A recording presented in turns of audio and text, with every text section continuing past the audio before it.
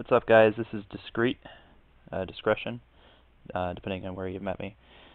And this is a pseudo-tutorial and an example of a mob catcher, or what else you could call a arrow factory in this case. I found a dungeon back over there. We'll see it in just a moment. But first I want to explain my method for getting a handle on the skeletons. Now, obviously there were a lot of deaths involved.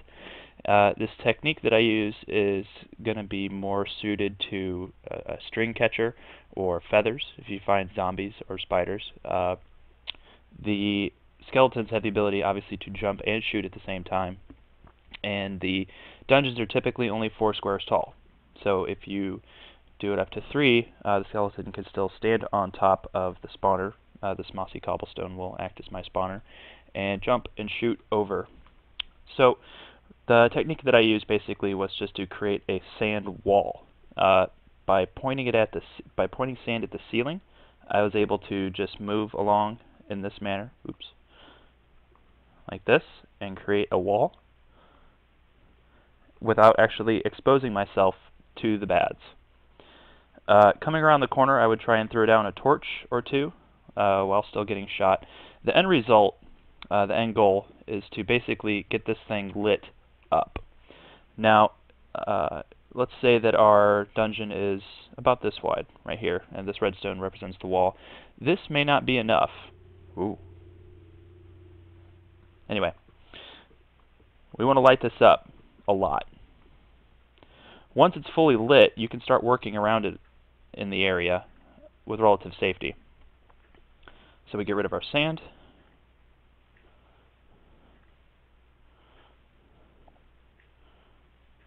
That was a lot.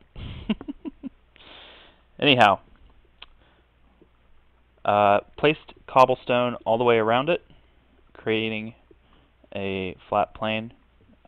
Not necessary, I suppose, but I liked the look of it. I liked the look of it better. And thus, okay. So what we would do here is place water down. We'll use gravel in this case because I don't have water. And it will flow around our wall, come down towards where we have our skeletons. Now, to kill them, I placed sand, thusly, and cactuses on top of the sand. Now, you have to be careful when you're working with these. First of all, if you run into them, you're going to take a little bit of damage. Second of all, a design consideration when you're working with this stuff is to make sure that there's nothing adjacent to it, because if you place a block adjacent to a cactus, it does that. So we have water at this point flowing around these 3 blocks, like this, through here, back towards a single inlet. So water's coming through here, here, and here.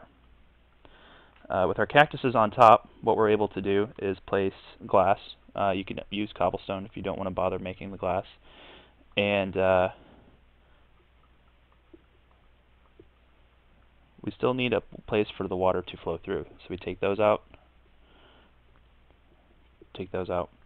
Now you can place a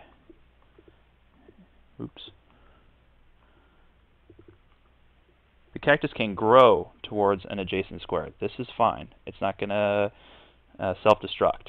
At least mine has not yet. So I think it'd be safe. So the skeletons are caught in the flowing water. They're bouncing around. I'm going to try not to do that because I don't have food yet. This is a relatively new start of the game. I guess it's best to just show you how this all works. There's our skeleton, and hopefully he'll cooperate. He may make a fool of me. Anyway, you get the general idea of how this works. The skeletons get caught in these currents, bounce around, and get killed. Once they do, there is no place for the arrows that they drop to go except into the water, which flows to here.